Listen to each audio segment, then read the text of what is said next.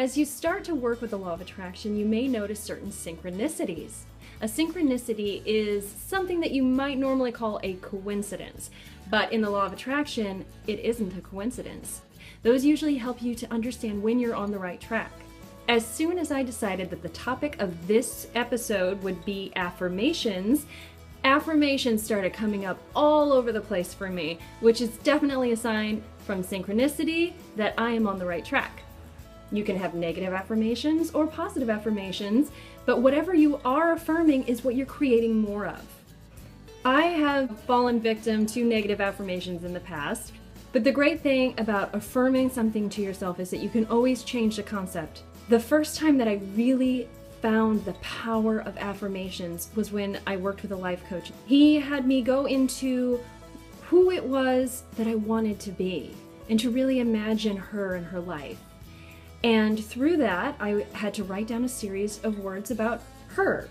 And I found her to be inspiring, generous, powerful, strong, personal, free, and a woman, completely embodying feminine strength.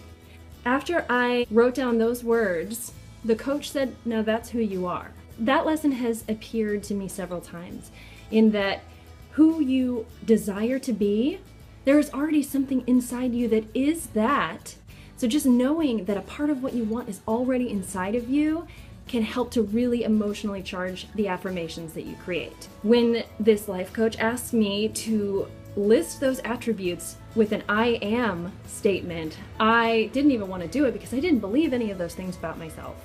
I started by saying, "Oh, the things that you had me write is she is blah, blah, blah." And he said, "No, no, no, I am." When you're creating an affirmation, you have to state it in the present. If you state it in the future, then the only thing you're going to be creating more of is more of waiting for the future to happen, instead of creating right now, which is what affirmations do. They change things in the moment. So I had to say, I am inspiring, generous, powerful, strong, personal, free, woman. And still, even when I said it that way, I didn't believe it. Working with affirmations, you have to connect your feeling to the words. And I wrote those words on a piece of paper, put them on my mirror, and looked at them. And that was the beginning of that affirmation for me. It was just seeing it, even if I didn't fully believe it then. As soon as you start saying these, sometimes the brain and the wiring that you have had for a while might start attacking that new information, saying, "I'm not that, that's not me, I can't have that, I can't attain that."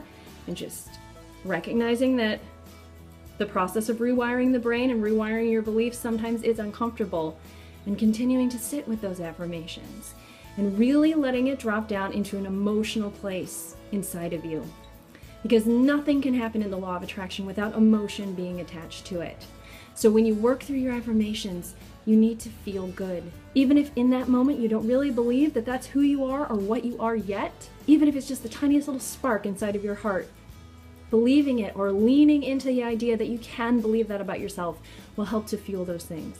Today, I believe all of those things. I am inspiring, generous, powerful, strong, personal, free woman. And it is very empowering to know that I've moved from a place of disbelief into a place of belief.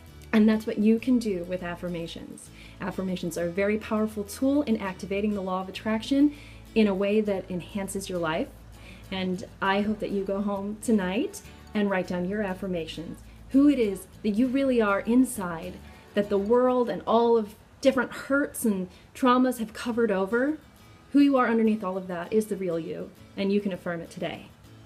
Thanks.